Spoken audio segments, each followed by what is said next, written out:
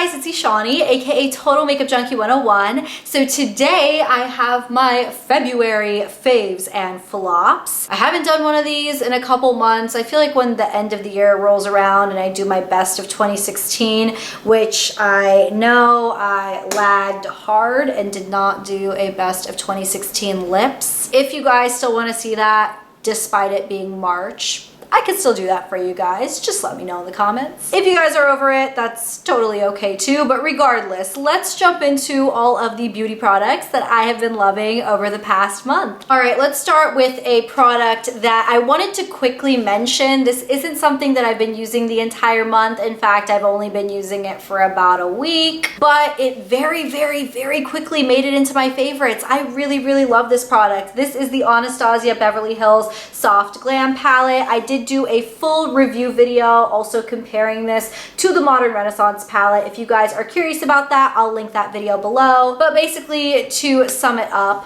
I really like this. I think it's a fantastic go-to staple neutral palette for every day. Another eyeshadow palette that I have really been loving. This is my Dose of Colors eyeshadow palette in the Sassy Siennas. You guys know how I feel about these 5-pan matte Dose of Colors eyeshadow palettes. I had the two they originally came out with, and this one is just speaking all sorts of love. Look how gorgeous this is. This is a palette filled with orangey, corally, rusty tones. Now, while I personally can't get a full look just using this palette because there's no highlight shade and it's all matte, generally I tend to pull this palette in with other shadows like a shimmery inner corner highlight and a lighter color on the lid, and then I use these as accent colors and they are stunning. The quality of this palette is excellent. All of the matte Dose of Colors eyeshadows I really love. They are a little powdery, but they're very blendable, very pigmented. They're fantastic. The final eye product, which is kind of a boring favorite, but I did want to mention it in case you guys are on the hunt for a great eyeshadow primer. This is the Smashbox 24-hour Photo Finish Shadow Primer,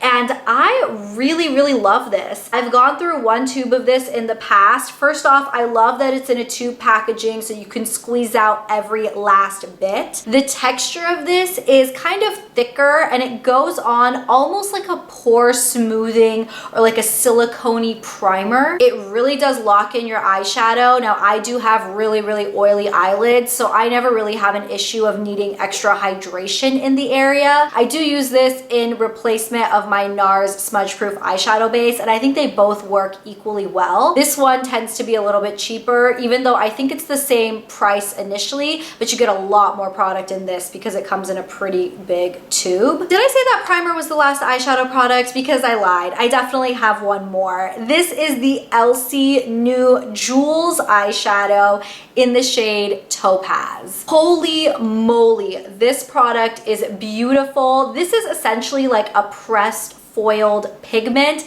I just go in with my finger and just rub it and then just rub it all over my eyelid, and the dimension in this shadow is insane. This is a perfect one shadow look if you guys don't want to have to use a crease color or an outer corner color to get a really dimensional look. If you just put this all over the lid, lightly blend it into the crease, it will make your eyes look amazing. Let's jump into talking about some face items. I fell in love with the new foundation this month. Oh my goodness, this is so stinking good. This is the Physicians Formula, the Healthy Foundation with SPF 20. It says it's infused with a brightening complex. The shade I wear is DW2, and this shade matches my skin perfectly. I actually purchased this foundation directly off the Physicians Formula website. It does come with a really oversized doe foot applicator, sort of like the Clinique foundation or the Tarte Shape Tape. The formula of this, I would say, is a true medium coverage. It never really builds up to a full coverage. It doesn't have any shimmer, but it does make your skin look slightly luminous without looking oily. It's just the best natural looking foundation, and it actually holds up on my really, really oily skin very well. This foundation comes in 16 different shades, which isn't the widest color range out there by any means, but it is decent, especially for a drugstore foundation and especially for Physicians Formula. I actually picked this product up at the same time I picked up the foundation. This is one of their new butter bronzer shades in the shade Deep Bronzer. Now, to be perfectly honest, I was kind of disappointed when I first got this and saw it and swatched it, because I was like, I mean, that looks like my skin tone. But surprisingly, it actually works as a fairly decent, very, very natural looking contour. It's not super orange, but it's also not super ashy, which I like, because anytime I do ashy contour colors on my skin tone, it looks like I have a bruise on my skin. So generally I tend to go for neutral or warm tone contours, and this one actually looks really, really good. It's very, very natural. I do have to build it up a bit, but it builds and blends fantastically. What everybody says about this formula literally being like butter is so true. This next product is a little bit of a throwback or a rediscovered product in my collection. This is the Hourglass Ambient Lighting Blush in the shade Mood Exposure. As you guys may know, I did hit pan on my MAC Gingerly blush, which has been my go-to daily use blush. So I decided to dig through my collection and find another blush that was of a similar kind of neutral shade that I could wear with any eyeshadow look. And when I pulled this out again, I was like, why did I ever put this down? This has the most natural finish on the skin. It's not overly glowy or shimmery or anything, but it's not fully matte either. It definitely gives a little bit of luminosity to your cheeks. I know the shade of this is really, really universally flattering. I've seen very, very fair complexions pull it off, but even my tan complexion with a little bit of building can wear this blush as well. My final makeup favorites before we move into a couple of flops has to be for lips. For lips, oh my goodness, oh my goodness, oh my gloss. I have been obsessed with lip gloss. I feel like lip gloss is making a comeback, honestly. It's really all I've been reaching for, other than a product that I'm working on for Ronnie. But other than that, which I'm testing and sampling and working on and is coming soon, if I haven't been wearing that, I have been wearing lip gloss. The first formula I wanted to give a major shout out to is a really oldie but goodie. This is the Buxom Full On Lip Polish. I have so many different shades of this gloss. The one I've been reaching for the most is called Sarina, but I have like 5 other ones that I love as well. This shade in Sarina is the most beautiful sheer coppery golden shade with like pink and gold sparkle in it. The thing I really love about these Buxom glosses is that they're not sticky, but they definitely have a nice cling to the lips. For a gloss, they last a really good amount of time. They feel really hydrating. They have that slight plumping, tingling sensation to them. They do smell and taste minty as well, which I personally really like. And I think this is just a stellar gloss formula. Buxom has so many shades, and I think for a really good reason. This is a really, really outstanding gloss. The other lip gloss formula that I have just been hooked on. These are the Jouer lip toppers. These are gorgeous. Now, I wouldn't say these are even similar to the Buxom glosses. It's honestly like comparing apples and oranges. They're so different. The Buxom gloss, in my opinion, is a true lip gloss. It's very, very shiny and glossy and thick on the lips. Whereas these Jouer lip toppers, they're kind of thin in formula. They're not sticky or heavy or tacky on the lips at all. And while the formula itself doesn't have that super gel glass-like glossy finish, it is the shimmer or like the glitter particles in these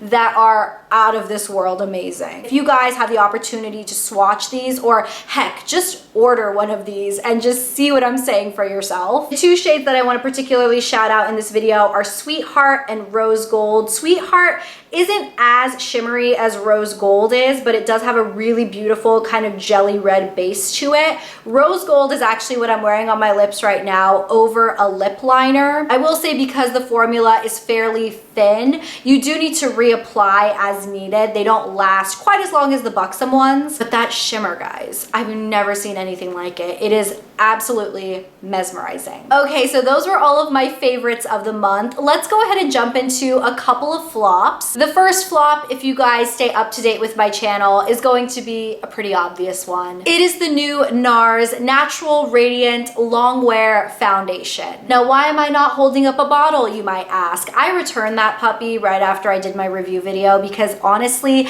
I did not like that foundation on me. I used it a few times even after the review with some of your guys' suggestions, like using a little bit less product and using different primers, but honestly, it doesn't work for my skin. For the almost $50 that product costs, I couldn't justify it. There are so many other foundations that are less expensive that work better for me. In case you guys want to see my full review video on that, I did an application demo. I wore it throughout the day. I did check-ins. I showed you guys how it looked after a full 8-hour day. I'll link that video down below for you. And then my other product flop of the month, I wouldn't say this was completely and totally like a horrible product, but it just doesn't do as good of a job as something else in my collection. This would be the Kopari coconut cleansing oil. This is a product that I picked up during a recent Sephora VIB sale, and I actually picked up quite a few Kopari beauty items. To be honest, I'm not really loving